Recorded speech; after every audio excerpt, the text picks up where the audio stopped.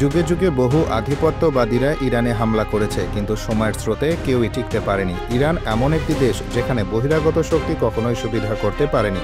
বর্তমান America, Israel থেকে অতীতের সাম্রাজ্যবাদী শাসকরা সবাই তীব্র যুদ্ধের মুখোমুখি হয়েছে। কিন্তু আপনার মনে কি কখনো প্রশ্ন এসেছে যে ইরানকে কেন কেউ কাবু করতে পারে না?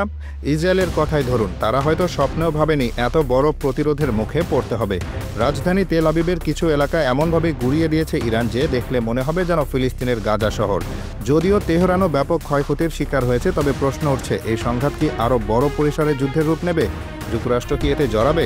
আর ইসলামিক রিপাবলিক অফ ইরানকে টিকতে পারবে? বিশ্লেষকদের মতে ইরানকে সামরিকভাবে পরাজিত করা সহজ নয়। তাদের মতে ইরানের অজেয় হয়ে ওঠার পেছনে রয়েছে অন্তত 7টি প্রধান কারণ। প্রথম কারণটি ভূকৌশলগত অবস্থান ও ইতিহাস। ইউরোপ, এশিয়া ও আফ্রিকার সংযোগস্থলে অবস্থান করা ইরান উত্তর দিকে কাস্পিয়ান সাগর, দক্ষিণে পারস্য উপসাগর ও ওমান সাগর দ্বারা পরিবেষ্টিত। 500 বছরেরও বেশি সময় ধরে একই সীমানা ধরে টিকে থাকা অন্যতম প্রাচীন রাষ্ট্র এটি। ইতিহাসে বহু পরাশক্তি ইরান দখলের চেষ্টা করেছে, কিন্তু সবাই ব্যর্থ হয়েছে।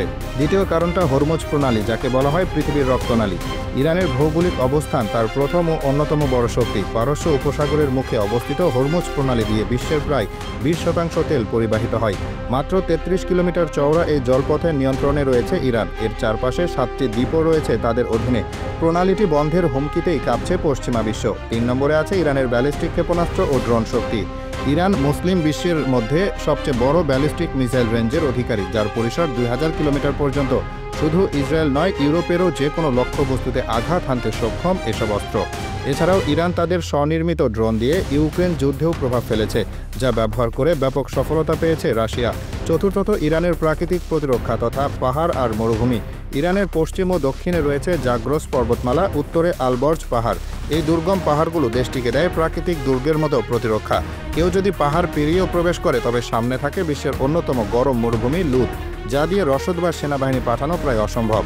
5 নম্বর কারণটি হলো ইরানের তেল ও গ্যাস। ইরান বিশ্বের অন্যতম তেল ও গ্যাস মজুতকারী দেশ। বিশ্বের 10 থেকে 15% তেল ও গ্যাস মজুদ রয়েছে ইরানে। এর ফলে বিশ্ববাজারে ইরান বড় প্রভাব ফেলতে পারে। হরমুজ প্রণালীতে প্রভাব থাকার কারণে তেল পরিবহন নিয়ন্ত্রণ করাও সম্ভব হয়। 6 নম্বরে আছে পরাক্রমশালী বন্ধু যেমন চীন ও রাশিয়ার ঘনিষ্ঠ মিত্রতা। যুক্তরাষ্ট্রের নিষেধাজ্ঞা ও চাপের মাঝেও ইরান ক্রমাগত ঘনিষ্ঠ হয়েছে চীন ও রাশিয়ার সঙ্গে। এই দুই পরাশক্তির সমর্থন ইসরায়েল ও পশ্চিমাদের জন্য বড় মাথা ব্যথার কারণ। একাধিকবার রুশ গোয়েন্দা সহায়তার কথাও এসেছে প্রকাশ্যে।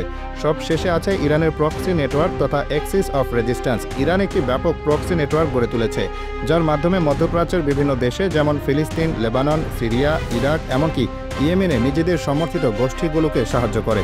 এদের মাধ্যমে তারা সরাসরি যুদ্ধে না গিয়ে হলেও যুক্তরাষ্ট্র ও ইসরায়েলকে চাপে রাখে। হাজার বছরের ইতিহাসে নানা ঘাত প্রতিঘাত পেরিয়ে ইরান আজকের জায়গায় এসেছে। দেশ, ধর্ম ও রাজনৈতিক বিশ্বাসের জন্য আত্মত্যাগ ইরানি সংস্কৃতির বড় স্তম্ভ।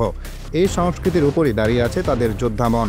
প্রথাগত সমরবিদদের জন্য এই ইরান দুর্বোধ্য, আবার অপ্রথাগত যুদ্ধবিদ্যার জন্য ইরান বিস্ময়কর। অতীতে জেনারেল সোলাইমানি ছিলেন ওই বিস্ময়ের বড় এক ভরকেন্দ্র। সে কারণে ইরানের তরফ থেকে তার মৃত্যু পরবর্তী পদক্ষেপ নিয়ে জল্পনা কল্পনার শেষ নেই বিশ্বজুড়ে।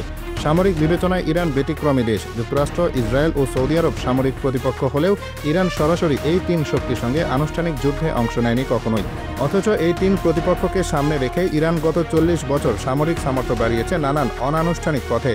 অন্য সব দেশের মতোই ইরানের প্রথাগত সেনাবাহিনী রয়েছে, যাকে সেখানে আর্থিস বলা হয়। আবার IRGC নামে রেভলিউশনারি গার্ডের মতো অপ্রথাগত বাহিনীও আছে।